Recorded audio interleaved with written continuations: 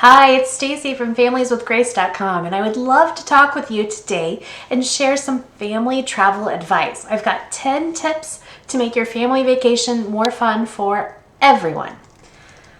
The family vacation. We all have dreams and ideas of how it should go. We plan for happy moments all the time, but reality is often different. Each trip I've been on with my family has had at least one snafu. It started immediately with the very first trip my husband and I took together.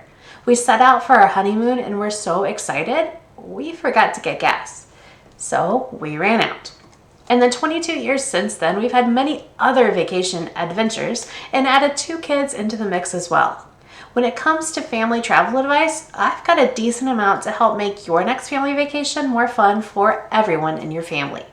So number 1, my first tip is talk about destination choices ahead of time with everyone. This is one of my best tips. If you want to plan a vacation everyone will enjoy, then get everyone's input. You need to set some parameters ahead of time for this to be successful. When it comes to family travel, my husband and I have the final say-so for our family of 4. During the years we had babies through preschoolers, we didn't really ask them for any input on where they wanted to go. But we did always think about what would work best for them at those ages. As they got older, our kids were able to become part of the decision-making process. My husband and I talk ahead of time and come up with 2 or 3 trip ideas for our family. We look up general things to do in those places. Then we give the kids, a presentation. That sounds way fancy. Basically, we sit in the living room, give them options, and use the television to show photos or videos that we find. Then, as a family, we discuss what we'd most like to do. We don't always agree, but we do agree that the majority rules. And honestly, we've not had an issue with that in the past. Usually, we can all work around to being on board with the same trip, because what we really want is to go on vacation and spend time together. That's the best family travel advice you can get. Remember, a family vacation is about being together more than it is about where you're going. If you're traveling with extended family or friends, then talk among yourselves about ideas so that everyone is on board and excited for the trip. After all, no matter how frugal you are, traveling is going to cost money. Nobody wants to spend money on a trip they dread. Number 2, make lists. I am a huge fan of lists. I make lists for every day, so making lists for family travel just makes sense to me. Each member of my family has a packing list that comes in handy. I also make a list of things we want to do, places we want to eat, and where we're staying. Keeping track of confirmation information is also a great idea in case you need it when you check in. I usually put everything together in a file folder and take it along with us whether we are flying or driving. The more you organize ahead of time, the less you'll have to worry about on the trip. In fact, I'm so into organizing for trips that I put together a 30-page family travel planner that you can download on Etsy and use yourself. It has everything you'll need from brainstorming before you go to collecting memories when you return, including a daily planner, travel budget planner, flight information tracker, gift planner, travel log, packing list, and pages to organize what to do, see, eat, and photograph. It's an awesome planner to help keep you organized for your next family trip. And if you use the coupon code FWGFAN, you receive 10% off. Pretty nice. Number 3, plan downtime. Another great piece of family travel advice is to plan for downtime. We learned pretty early on that our kids love to see and do things, but they also need a break. In fact, both of them talk about how much fun they have just hanging out in our hotel room together. Be intentional about finding downtime for breaks and rests, even if your kids are past napping age. When our kids still took naps, we did our best to make sure they were able to have a chance to nap around their usual time because it just made for happier kiddos. Now, we do plan for downtime as we go. Over spring break, for instance, we traveled to Las Vegas and the Grand Canyon. We planned for 2 days in Vegas, 2 days at the Grand Canyon, and then 2 more days in Vegas. The days off at the Grand Canyon were more laid back and restful. We all need a little break. Little legs get tired from walking a lot. Little minds get overwhelmed and overstimulated. We also sometimes institute family nap time even now. On the same spring break trip, we went to a magic show one evening. It didn't start until 9 p.m., which was late for us, especially considering the 3-hour time difference. So we planned for less activities during the day and headed to our room in the afternoon for a couple of hours to all four rest and nap. It made the evening much more enjoyable. Number 4, allow for flexibility. I love to plan, but anyone who has kids knows that life can be unpredictable at best. That remains true even on family vacations. Some things we just don't know until we're in the moment. On the same spring break trip, we planned to go to certain hotels to see sights on our first day. We ended up instead going to hotels that were closer by where we were staying and had an early night because we were all tired by that afternoon. Shifting your plans is sometimes necessary. Going into your vacation with general ideas of what you want to do each day is great, but being flexible to move things around is necessary. You want everyone to enjoy the trip, and sometimes that means plans change at the last minute. Number 5, keep your kids' schedule as close to usual. Schedules and routines keep our kids happy. As a schedule-oriented person myself, I've had a basic schedule and routines for our kids from very early on. Vacation means those schedules and routines might certainly be changed a bit, but the younger the kids are, the more we try and keep the routines the same no matter where we are. If you always read a book before bed, bring some along. If your kids are usually in bed by 8 p.m., then don't plan for too many late nights. For kids who are used to a daily nap, find time to make that happen. My kids are 9 and 12 now, and they're more flexible, but I remember the days when that wasn't as true. Sometimes it meant making a sacrifice on what my husband and I wanted to do, but the days of little ones really don't last forever. Keeping kiddos on schedule and happy makes everything better. Nowadays, we try to keep bedtime reasonable on trips. We make sure to have meals at pretty usual times or have snacks if needed to make it through. And if we're having a late night, we plan for it ahead of time by scheduling downtime during the afternoon of that same day.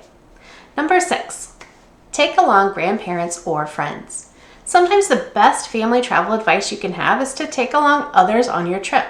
Grandparents, siblings, other relatives, or friends can make a trip more fun in multiple ways. And I say that as an introvert who really values her alone time to recharge. Obviously, babysitting is a bonus in having others along. You can trade off babysitting kids so you can each have dinner out with your spouse. You can also save money by sharing a bigger space and splitting the cost. In March of 2019, we took our kids to Orlando for the first time. We went to Disney World and Universal Orlando. We invited grandparents to join us. My parents did so, and it worked out even better than expected. Halfway through the week, my daughter got sick with strep throat. We immediately took her to urgent care and got antibiotics for her. Since my parents were along, they stayed back with her, and we took our son to a day at Universal Orlando alone. Before you think we're horrible parents, I will explain that we had 3 days planned at the park, and this was only the first day. Even now, a few years later, my daughter has fond memories of that day that she spent with her grandparents. They got her ice cream and catered to whatever she wanted. My son had a blast being the only kid picking what we did for the day. It worked well for everyone. By the next day, my daughter was well enough to join in on the fun again. My 7th bit of family travel advice is ask everyone for his or her priority activities. Before we go on a trip, we do talk about things to do on the trip, like I mentioned, with my first tip. Once we have decided on our destination, then we start talking about what we're going to do. We ask our kids what their priority activities are. My husband and I think about that for ourselves as well.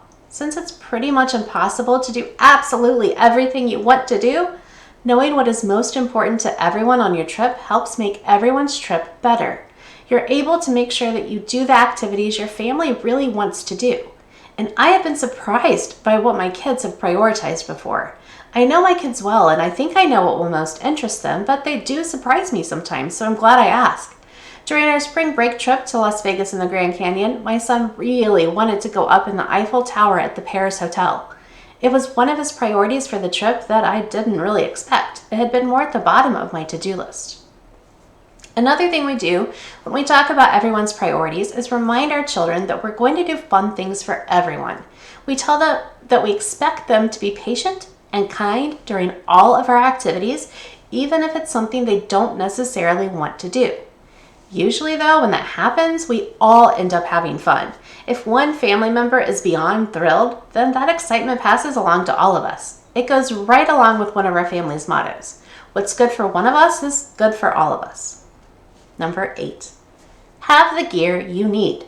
You can't offer family travel advice without talking about gear. When our kids were babies and toddlers, we had so much gear. Planning ahead really helps. Think about how your kids are going to sleep. Do you need to bring a pack and play and sheets? Sleeping bags? Does your kiddo need a high chair or booster seat when one won't be available, like maybe on a camping trip? Pack a high chair or booster seat to bring with you. Make sure you have enough of the supplies you'll need to take care of little ones, from diapers to burp cloths to feeding supplies. I've even taken along kids' bowls and utensils before. Even now, my son takes the medicine every other day to help him with reflux. He cannot swallow a pill, so I break it up into applesauce for him. Most of our trips, I pack applesauce pouches, which we always have at home, disposable 2-ounce dip cups, and plastic spoons, so we are prepared no matter where we are or what we have to eat for breakfast that day. Don't forget to think about yourself. Aside from needing toiletries and other essentials, what do you need to make the trip more enjoyable for you? Do you need sunglasses, sunscreen, a hat, a sweatshirt? One of the best choices I made on our recent trip was buying a fanny pack. My 1980s child self is pretty happy these have made a comeback, though I did opt for a plain black one instead of a neon pink one like I may have had when I was younger. We did a lot of walking in Las Vegas, and I knew that even a lightweight purse would hurt my shoulder thanks to my fibromyalgia.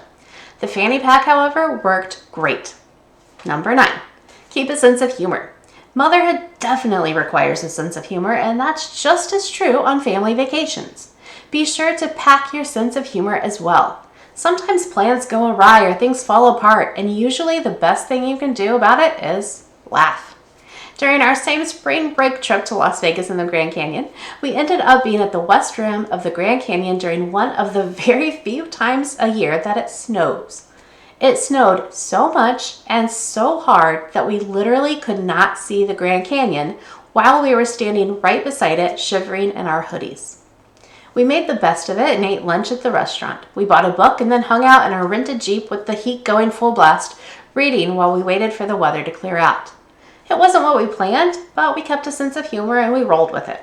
After all, how often do you get to see snow in the desert when you're from the Midwest? Number 10, our final tip. Don't put pressure on yourself to have a perfect vacation.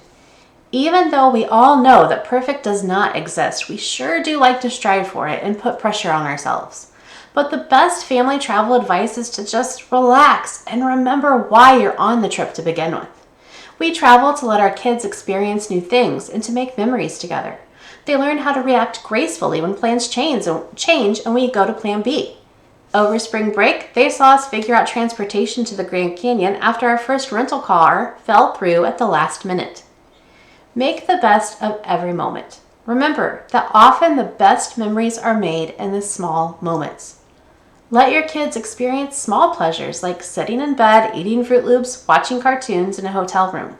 Snuggle in with them and embrace the moment. Forget the perfect vacation and settle instead for the best company you could ask for, those you love. Thanks so much.